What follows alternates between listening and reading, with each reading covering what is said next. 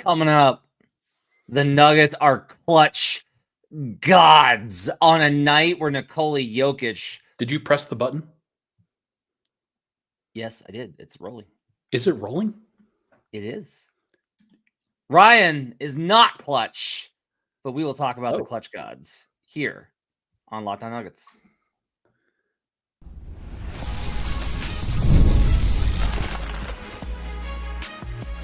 You are Locked On Nuggets, your daily Denver Nuggets podcast. Part of the Locked On Podcast Network, your team every day. Welcome to Locked On Nuggets, your daily Denver Nuggets podcast, part of the Locked On Podcast Network. Thanks for joining us, making this part of your day, being an everydayer here, your team every day. Thanks for joining us and being part of the thousands that enjoy the show and the professionalism with which we produce this show and are always on top of things. If only Ryan Blackburn was as on top of the technical side as he is on every single call that goes. It literally still said go live on thousands of people that have hit like and subscribe or given us 5-star reviews. We would love to see some more 5-star reviews and get the podcast up a little bit. YouTube's had great growth and we're so pleased with it. 10K, that was our goal. We want to get our podcast rolling too. Thanks for listening to us every single day, including here on a Saturday after a huge Nuggets win that we're going to talk about tonight. Joining folks like Joe, who drove 4 hours from New Mexico to watch Game 3 with his lovely wife tonight. Got a no Jinx sticker. Great to see Joe. Ren came by to say hi. Shout out to Ren. I'm pretty sure Ren also is a subscriber of my Substacks, which I'm very appreciative of. Nice. And Jim, who I forgot to shout out before. Jim from Southwest Denver. Shout out to Jim as well. Folks like them and the folks hanging out with us in the comment section. Dr. Van the Strand, The Difference, Zoran, Robert Rodarte. Lots of folks hanging out with us here. Jake Shapiro. Are we getting? Oh, man.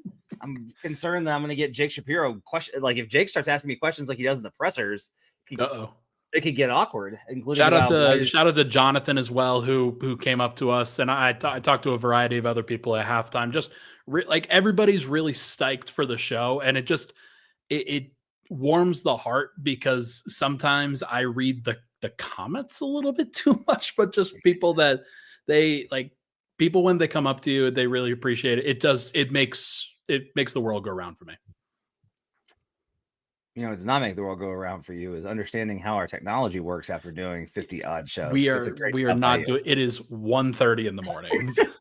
Nuggets get the win over the Oklahoma City Thunder in Game 3. Take a 2-1 series lead. They get the win 113-104 in overtime. Okay. Let's start here. The DNA of this team, this is the thing that I think has been the most surprising thing, is that we have looked at so much this season of what happened for them to get here from where they were 2 years ago. 2 years ago, they won the NBA title.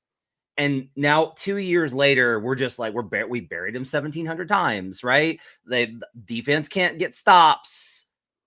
The rest of the team is so bad. The roster around Jokic is so bad. Blah, blah, blah, blah, blah, blah, blah, blah, blah. Yeah. The DNA of this team that won a title is still there. And this game proves it without a doubt. I think the Clipper series proves it too, but this game in particular proves it, man.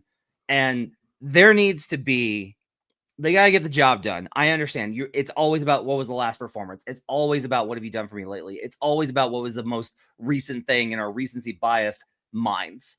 But God, Ryan, the amount of slander, libel that Jamal Murray has taken this year from people, from fans of this show, from fans of the Denver Nuggets, from fans on other shows, and for him to have stepped up in this moment against this team and delivered this performance as Jamal goes for 27 points, 9 of 19 shooting, got to the line for 8 free throws, 8 dimes, 4 steals, 2 turnovers. Whew. A plus 14 in a game they win in overtime. Jamal Murray was a clutch god in this game. He made tough shot after tough shot after tough shot against one of the best defenses I have ever seen. That anyone, I will challenge anyone to bring me a better defense than the 0-4 Pistons. That's how good this defense is. And Jamal had nothing easy. Can't be doing all the cute little slip cuts and all the. It takes tough buckets sometimes, and they got it in a game in which Jokic was terrible, and AG stepped up and made another huge 3-pointer to tie the game and force overtime. Mr. Clutch Nugget, Michael Porter Jr. battles. They get contributions from Westbrook and Peyton Watson. The Nuggets won this game. Nikola Jokic did not. And it was an absolutely marvelous, phenomenal, thrilling win. Denver Nuggets. It's so important, and we'll get to Jokic, I'm sure. I don't really want to spend too much time on him until we have to. The most important thing for Denver tonight was that they had zero quit, is that they showed all of the resilience in the world. They got down early in this game and just kind of like in game one, just kept chipping away until they could get an opportunity to shove their foot in the door and claim a lead. And then they never relinquished it. It was tremendous. It's the DNA of this team to understand the moment and understand exactly when they are supposed to put their foot on the gas and never let the OKC Thunder breathe again. They allowed 2 points in overtime. 2. The defense from this team, and Jamal Murray specifically in that overtime especially, just unbelievable. And the amount of effort that you can put in those situations when everybody's dead tired, where do you find the reserve of energy? Where do you find the willingness, the heart, the guts in order to get it? And Murray found it, man. And it's why he's one of the best playoff risers of all time. Last playoffs were tough. Last playoffs, he probably had some injury concern. There were some things that he had to deal with. Doesn't matter. It goes on the record, is what it is. He still steps up, and it's because he is willing to stare these giants in the face and say, I'm just as good as you. And it's that kind of bravado, willingness to stare death in the eye and say, I am better than you, is crazy. And it's why everybody can get so frustrated in the regular season when it just doesn't, the moment doesn't mean that much. You can't get into that level of space until the playoffs and until this moment. The Thunder are going to be killing themselves over this game. They're going to be killing themselves over this game. Missed opportunity for them. The experience edge was massive down the stretch. And I don't like buying into those easy narratives where it's okay, did that? I always take these narratives, these common sense things, and I go, did that actually happen? Yeah. Was that actually what occurred? Or did something else? You could, last year, I think versus the Mavericks, that wasn't what happened. That was just literally PJ Washington shot the lights out. That's all it was. Now, I did take note that Lou Dort and some of the other guys didn't hit shots in that series, but they needed to. And I've been telling Rylan Stiles, who somebody is gassing up in the comments, and I love Rylan. Rylan's really good at his job. But I've been telling Rylan all year, I've been like, look, man, there's going to come a point when Lou Dort's going to have to hit open corner threes. Wide open, high leverage, important corner threes. And if he doesn't, they're going to be in trouble, because I've seen teams like this before. As much as I love this Thunder team, and I do as a basketball fan, I love the way the Thunder play. But you have to have guys that can make those shots. MPJ made those shots. Aaron Gordon made those shots. Jamal Murray made those shots. And Lou Dort airballed a corner 3-pointer by about 10 feet.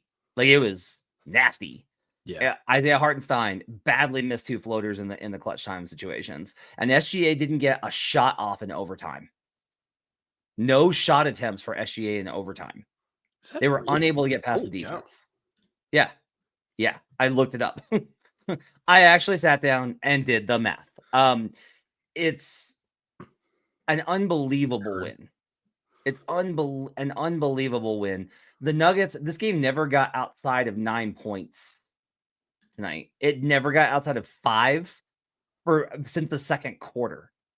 And the Nuggets just would not let them get separation. And there's a lot of guys that deserve credit for that. Let's talk about.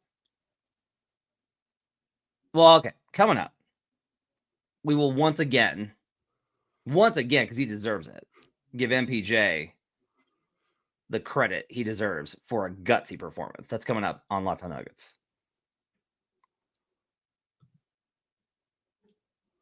NBA fans, you know what time it is. Playoff season means big performances and even bigger rewards. DoorDash is bringing the heat with a slam dunk deal for DashPass members during the 2025 NBA playoffs. It's called They Swoosh, You Score. Anytime a player drops 50 or more points in a playoff game, DashPass members score a free 3-piece crispy tenders combo from Wingstop the very next day. Oh, I love wings. Just place an order of $20 or more. Use the code WINGSTOP50 at checkout, and that combo is yours. Crispy, delicious, and totally free. Offer valid noon to midnight the day after the game. Terms apply. Does that count if Jokic and Shea and somebody else goes for 50? Maybe that no? Okay. What's your go-to move after an epic game like this? Are you ordering wings and just going to relive the highlights? Because I think that's a great way to do it. Imagine being rewarded with free fast food just because someone went off for 50. So here's the play. Sign up for DashPass to unlock this and more exclusive deals all season long. When any player scores 50 plus in a playoff game, DashPass members can grab a free 3-piece crispy tenders combo from Wingstop the next day with a $20 or more order and code Wingstop50. That's DashPass, your door to more savings, more flavor, and more ways to win. Terms apply. We'll be right back on Locked On Nuggets. Back here on Locked On Nuggets. Thanks for joining us and making us part of your day. Appreciate you guys being here with us on Saturday. We will be with you on Sunday night following game 4, which is in 18 hours. It feels like that's what it feels like to me. Dude, how is anybody going to survive game 4? And it's going to be both teams, I think, because the Thunder were gassed that fourth quarter, man. They looked 52-80 got to them. 52-80 got to that team in the fourth quarter. All the times that Kyle Speller has said 5,280 feet, it was building up to this moment. This was the moment for it. This was the moment. Michael Porter Jr. tonight was also his moment. 7 of 10 from the field, 5 of 6 from 3, 8 rebounds, 21 points, and a +7. There's these rebounds, and I understand people being like, he can't be that hurt. I understand it. I get it. You're like, you can't be that. Look what he's done. I'm telling you, go back and watch his rebounds. Just you can do it on NBA.com. Go to the game, click on the 8, and it will open up his rebounds. And this is what you're going to see. You're going to see the man grabbing with one arm and pulling it in, or securing it on a loose ball situation with one hand, because he cannot lift the left arm up. It was so much so, by the way, that David Adelman was like, I thought he was able to grab it with one, but then he got it down to the second one and was able to really secure it that way, which is a hilarious thing for any coach to say about rebounding. He said after the game that they told him that this is a 4 to 6 week injury, and he was like, there's no way I'm missing that. No way. Yeah. He's just playing through it. He just chooses it. They've told him, hey, unless you suffer the exact same injury, the AC sprain again, you can't make it any worse. So he's just playing through it. He hit the floor tonight hard, and you could tell how much it hurt. Yeah. And he's got to get up using one arm to get up. These players are insane, man. It's insane. Just thinking about the levels that you reach in the playoffs and how much these two teams are battling and going back and forth on a consistent basis.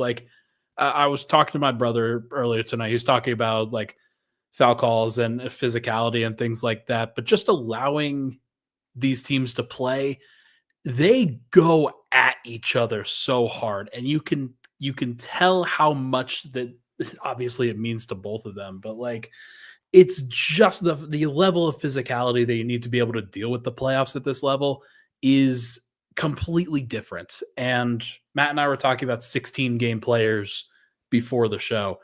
I think you're probably right. Mike is a 16-game player. There's very few in the league that, or you just don't know how many there actually are in the league. But Michael Porter Jr. is a 16-game player, and he has stepped up to the plate in a really tough situation. And again, I was telling Ryan, I was like, for me, it's when he has bad series, it's because the defense has schemed his role.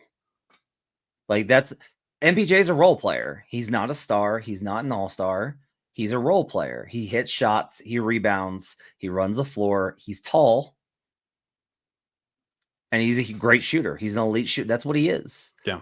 And so if a team schemes him out, yes, it's going to be tough for him. And the Thunder made the mistake tonight of thinking that they could get away with it on him. They started, Here's what's I think hilarious about this game. Both teams threw the kitchen sink at the other star. Yeah. And both teams won that battle. Yeah. They threw everything at Jokic. And they said, okay, look, if MPJ gets a little bit loose, let's keep Jokic down and we'll win the game. And MPJ made him pay for it. Because Jamal was great, and Aaron was great, and MPJ was great. Kind of funny how we talk about supporting casts, man. Like the way that the MVP conversation went, it was a lot of Jokic is by himself. Jokic doesn't have any help, and the Thunder won 68 games. Look at what the help that SGA has, and maybe that was true in the regular season in terms of the layers of help that you can apply. But when it comes down to it, like the Nuggets have guys in the playoffs that they can trust, and the Thunder just may not. I think it's more that the Thunder don't have guys. They're guys that haven't been here. Yeah. Like Chet's in his third year. Wow, he was really good early, but then he was a monster. He ripped Jokic to pieces early. Yeah. And then late in the game, it got tight. He got tight. He missed a lot of plays that he needs to make, and they out-physicaled him. It was really crazy because it was like OKC was killing him on the glass. OKC was like dominating him this and that and blah, blah, blah. And you look up and you're like, it's like a 3-point game. Yeah. And why? You know I why? couldn't believe how close they kept it. You know why, Ryan? Because they won the math game. Of course. Like, why wouldn't this Nuggets team win the math game against the Oklahoma City Thunder? 7 more made threes, 5 more 3-point attempts. This is the big one. Shot 2 more free throws, made 4 more. That's the difference in this game. That's it. They didn't turn the ball over as much. I don't think you've looked at the box score. Do you want an insane number? What? The Oklahoma City Thunder took 104 shots tonight. Yeah. Shot the Nuggets took 38%. I'm looking at it. That's like, I said this to Ross, like, there's just no way that the Thunder should be shooting under 40% against this Nuggets team. But Denver did lock in. They did do a lot of things to disrupt them. And it was supposed to be about the Thunder making plays. Also, here's one for you. Do you think that SGA kind of took the ball out of J-Dub's hands a little bit too much late in the game? Thunder fans think so. It's hard to talk about that because like SGA is the MVP, he's their best player, he's the guy, and like it's why the Nuggets drew up the play for Jokic at the end of the game when he was 0 for 70 million from 3. But like you just trust your guys, you trust the main guys that get you there. But J-Dub had it going. Yeah, I think the question would be Jokic had 4 points in overtime. Yeah. Okay. I want you to really imagine. He outscored the Thunder. Yeah. I want you to really imagine it's a little bit different because of the 2-man game. Like that's the difference here, right? It's like a Jokic possession is a Jamal possession and a Jamal possession is a Jokic possession. True. Right. So it's a little bit different. I think the bigger problem is just that they isolated instead of running pick and roll. But the problem was they were generating good looks in that fourth quarter for floaters and corner threes, but their guys tightened up. Like that's the issue. Is like, here's my thing. I don't know. Like Shea matched up on Jamal Murray is a good possession, and Jamal Murray just played awesome defense. Like he just bodied him. Yeah. Like Shea could have made those shots. This is the thing is you can think it. Well, here's a good comparison, Ryan. Okay. Jamal Murray made a shot last year with the Lakers. Terrible game. The whole game, awful. Made a shot. SGA sinks a game winner, and it's, hey, he had a bad game. He made the one that counts. Yes. And like you have to have confidence in your guy. But the trust thing I think is really important here because like they all said that after this game. The Nuggets talked about this as a group. Is like we all have like a real trust and belief in each other. And it's not that I don't think the OKC Thunder do, but I don't think they've been in the situation to have to. Like they haven't been in these moments of adversity before. Last year was such like a, hey, we made the playoffs. Okay, we lost to the Thunder or the Mavericks. That sucks. PJ Washington shot 90% against us. That's weird. Oh, well, on to the next. And now it's like, now you're trying to figure out how to win when things get really tough. And honestly, Ryan, like, you said, like, well, maybe they're not made for it. Maybe. But, like, the Nuggets had foibles, too, versus the Blazers in their first real playoff run, right? Sure. Yeah. And so, like, they got to learn this. Like, they're all going to get better from this experience. But the problem is, like, their window is now, and they got to get past this team. And this team is just made for the fight. Like, they're just made for it. And they're up 2-1, and that's really promising. Insane. They're up 2-1 on the 68-win Thunder. It's ridiculous. It's crazy. It's awesome. Got another home game coming up. Like, game 4 is going to be insane. I think, like, we should definitely talk about that a little bit, because we're not going to have a lot of time to turn this thing around. But I think in general, this Nuggets team has surprised in so many ways. Like you said, just them rediscovering that they have this gear and us maybe rediscovering that about them is really cool, just in the grand scheme of things, because we thought that this was dead. We thought that this was done. We didn't think that there were ever going to be able to show this again. There was a world where they fell into the play-in tournament, and we just don't know what happens at that point. The fact that they were able to kind of dig themselves out of it, prove to each other that they cared, and prove that they still have this gear. Like, there are still problems, obviously, with the roster. There's still things that might prevent them from ultimately getting it done. But the fact that they're here and the fact that they can get to this level still is really fun. It's just enjoyable. Real quick, because I know Adam made this comparison on it was either on All NBA or on DMVR, that I think Adam Mara made a good comparison. The Nuggets play like Miami 2023. There's an important difference, and here's what it is. The Thunder, or the Nuggets rather, are good. That's the difference here. It's like the Nuggets are actually a good team. The Miami Heat made a bunch of really ridiculous 3-point shots from Gabe Vincent and Caleb Martin, and Jimmy Butler has great playoff series against one team, the Milwaukee Bucks. That's it. They kept getting away with, like, the Knicks that year imploded. Yeah. Gosh, who did they even play? Oh, they played the Celtics in the finals, who were Jason Tatum, and they go up 3-0, and then they force a game 7, and Jason Tatum hurts his ankle in the fourth quarter. It was voodoo. Yeah. The Nuggets are not winning with voodoo. The Nuggets are winning because they're clutch as hell, and they have really great players that deserve more credit than they've gotten this year from everybody, because those guys have all stepped up in the playoffs. Coming up, let's talk about Peyton Watson a little bit. I want to talk about his minutes. I want to talk about looking forward to game 4, short, like what do we expect? What if they win 2? What if they don't win 2? We'll talk about all of it coming up on Locked On Nuggets. Did you know your Fire TV is also an Xbox? You turn any TV into your gaming and entertainment hub with Fire TV Stick 4K devices. No console required. Just grab your paired controller, subscribe or sign in to Xbox Game Pass Ultimate with EA Play included, and you're ready to play. Dive into hundreds of premium titles from EA Sports College Football 25 to Call of Duty Black Ops 6 and Avowed as easily as you stream your favorite shows. It's gaming made simple, and it's all on your Fire TV. With 4K streaming, you can watch more than 1.5 million movies and TV episodes from your favorite subscribed services like Netflix, Prime Video, Disney Plus, Max, and more. There's so many shows I'm dying to watch, but I also have to take these trips. So I'm going to take the Fire TV stick, plug it in, and be ready to go. Head to Amazon.com/Fire TV Locked On to get started. Xbox Game Pass Ultimate subscription and compatible controller required. Available on select devices, including Fire TV Stick 4K second generation, Fire TV Stick 4K Max first and second generation, and Fire TV Cube third generation. We'll be right back on Locked On Nuggets.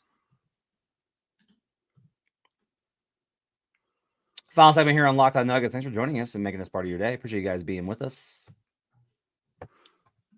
They're up 2-1 on OKC. I'm still trying to process it. And, like, everybody told me that this was a possibility. Nuggets fans, you were right. Like, you were right that this was a possibility. Kind of like the matchup with OKC. Kind of like it. And I just didn't really fully believe at that point. And look, they could turn around and lose the next 3. But, like, I still think that at this point, they have fully acquitted themselves and put them into a great position in this series. So I want to kind of talk about that just from a big series perspective, because this is why this game is so important. No matter what happens in 4 and 5, no matter what, there will be a game 6 at Ball Arena. Yeah. Unless the Nuggets win the next 3. and they just advance, or 2 and advance, right? The worst case scenario is there is a game 6 elimination game at Ball Arena for the Nuggets to extend their season and force a game 7. That is the worst case scenario. Yeah. That's it. Like, every other outcome is good. The Nuggets lead by 3-1 with a chance to close in game 5, or they lose that game and they have a chance to close in game 6. Winning tonight guarantees a game 6 won't be necessary, but it means that Denver can't get eliminated before then. So they will have a home game to extend the series. That is their worst case scenario. That's why this is huge. Now, the numbers, if you're curious, teams that start on the road that go up 2-1 in the NBA all time are 94-55, 63%. In the second round, they are 31-21, 60%. And that sounds about right to me. That the Nuggets are about 60-40 right now. They're up 2-1. If they get now, here's like my question is like, if they get, I will tell you this, if they had lost this game, everyone was like, they're not going to have anything on Sunday. And I'm kind of like, I honestly think if they'd lost this game, they would have gotten game 4. I really do. Because crazy. It's the hard, but here's the thing. Like, we just did this with game 1, Ryan. Mm-hmm. When it is the hardest, that's when they are at their best. Do you know how lucky you are as fans to have that? Like, it's insane. Like, so there's so many teams that have great regular seasons and kind of do the thing that the Nuggets fans have all wanted, is like dominating in the regular season, showing who you are, and then you're the Milwaukee Bucks in every year except for 2021. Like, it just doesn't go your way because you're not making the shots that count, not making the shots that matter. Like, there's a lot of other team examples there, but Denver is the opposite of that. They're the cardiac cats, but they are willing and able to kind of get up for those moments. It's why you can't quit them. It's why you can't quit them no matter what. Do you know what the Sixers fans would kill to have this be their team identity as opposed to what they got? Do you know what Dime Dropper and Clippers fans would kill to have this kind of grit and intensity as opposed to being led by Kawhi Leonard? Do you know what it would be like for these other franchises to have this, like, what are the Nuggets? You know what? They're not always the best team on the floor, but they're the toughest team on the floor when it really matters, when you need it. It's unbelievable. It's absolutely phenomenal. And the key, again, I go back to what I said in preseason, which I got to resurface that clip, is that I said the goal is to get to the end of the year and be better than you were at the start. And honestly, it took firing the coach and the GM to get there, but they did it. Yeah. And now it's like I said, like, you're just going to have to figure out every single series. Like, we're talking in the locker room, and another media member was like, they're going to have to win 2 more of these types of games. And I was like, yes, that's who this team is. They're not going to, like, when OKC wins, OKC is going to win by 15 or more. Yeah. That's what, in any games that OKC wins from here on out, they're going to win by 15 or more. Denver's going to have to win in overtime. Denver's going to have to win by 3. Denver's going to have to win on a buzzer beater. But they're also built to put themselves into that position because so many teams would have gone away after the J-Dub 3. And Denver doesn't go away. They just don't. They refuse. If you do not absolutely smack them like they did in game 2, where they're just like, all right, fine. This is our opportunity, by the way, to talk about Aaron Gordon. Yeah, man. Massive, huge clutch 3. It was at the point in the shot clock and the game clock where I see him get that ball, and I look up at the clock and realize, oh God, like, this is a big shot, and he drains it. Just absolute money in these situations. He has been great over and over and over again in the clutch. His 3rd massive shot that he's hit in the playoffs so far. And he just continues to step up as a true veteran leader in these moments, man. It has been unbelievable to watch the growth. And you had the comparison in the media room to, like, who he reminds us of, right? Ray Allen. Yeah. I was like, AG is now Ray Allen. That's who AG is. Because he can't make a 2. Like, his precision in this series is horrible on 2-pointers. He's automatic from 3. You said from 2, but 9 of 15 from 3, because why not? Yeah. I mean, AG, man, just for him, he does the dirty work. He makes all the rotations. He's the one that communicates the most. He's like, Jokic has called him he's the soul of that team. He really is. And for him to have these, I'm mostly just like really happy for Aaron that he gets to have these moments too, that it's not just the unsung stuff. Like, he's made the shots that they needed. And that was absolutely massive. Their response, by the way, in overtime, incredible. Like, to just open up with that 9-0 run, to just be like, yep, nope. You let us into it overtime. No, you should have killed us when you had the chance. Yeah. They're they're cockroaches, man. This is a team full of cockroaches. There's so many like things I've kind of like thought about tonight. I thought about Die Hard, where he's limping in with the glass in his foot and he's jumped off the roof and his back's burned and he's like, "Hi, honey." I thought about that. I thought about Captain America's "I can do this all day." That's what I keep. That's what really like what I keep thinking is Captain America just being like, "Could do this all day." Yeah. And it's absolutely incredible. Like they're just, and if you're the Thunder, it's going to seem daunting, and they're going to get back to like, we'll just do what we do and we'll execute and it'll be fine. But the problem is like, if you don't make shots, and they missed a lot of free throws tonight, which Rylan mentioned, and it's true. If you don't make shots, this opens the door for it to be this type of game. Yeah. And once you let the Nuggets in, you're not getting rid of them. Yeah. Like, you're not shaking them. We haven't seen that really at all in these playoffs. It's either you blow them out completely, like game 3, game 6 Clippers, or it's like, no, Denver's in it and likely going to win. Where do you want to go? We've got time for one more thing. Peyton Watson or game 4? I just want to note that Peyton came in and was huge. 2 of 3 from 3-point range. Yeah. His defense making multiple rotations, and he was rebounding at a really high level. He had 5 boards in 16:39. Again, I just want to state this. The Nuggets were +5 in the Jokic minutes and won this game by 9. They were +4 in the Jokic minutes, and heading into overtime, they were actually better in the non-Jokic minutes. Yeah. Put some respect on these guys' names. Game 4, I mean, look, I'll expect I think Shea will have a better game. I think that shots will go down. I'm not ruling out a Denver win, because I just think that's like, if this gets downhill on them, they're going to crumble. I just think that's likely because of their experience and age. Yeah. But I also think that there's a good possibility that they do come in and are just like, nope, we're going to hit you with our absolute A game. And it's going to be a lot like game 2. The Nuggets have accomplished the bare minimum of what they needed to. So they'll get a loss in game 4 and then put themselves back on the edge in a game 5 situation on the road. Yeah, that sounds right. Sounds about right. But they can also get this win. So they certainly could. I think Denver, man, like, they did the hard thing. Game 3 was the hard win. They had to get it. Jokic can also shoot better than 0 of 11 from 3. That's I think a positive that they can take from this. If they're gonna win game 4, I think it has to be a Jokic game again. I think he's got to figure some things out. He's got to be a lot more precise, a lot better with the basketball, and he's Jokic, so he probably will be. I have no idea. I have no idea what to expect from Joker. His playoffs have been baffling. Yeah, he was sublime in game 4 of the Clipper series, just absolutely sublime.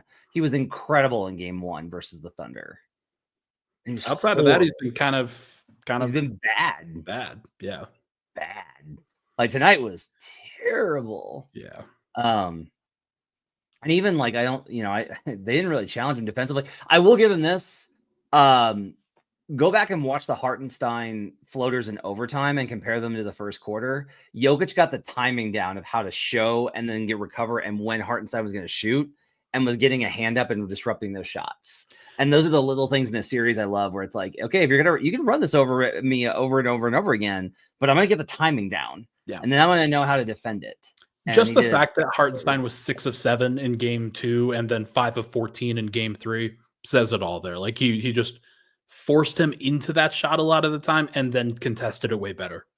I don't know how this is his. I don't know how to really correlate this, but I somehow blame Joe Mazzulla for all those 3-pointers tonight. Just I think that I blame him for just everything town related. All right, that's gonna do it for Locked On Nuggets. Thanks for joining us and making this part of your day. Appreciate you guys being with us. It's fine. Shout out to all the guys in the comment section, the sickos here with us at 2:00 in the morning on a Friday night. If you're listening to this on Saturday, enjoy your Saturday because, well, you got a game on Sunday for your Denver Nuggets, a chance to go up 3-1. We'll see you guys again next time on Locked On Nuggets. The town.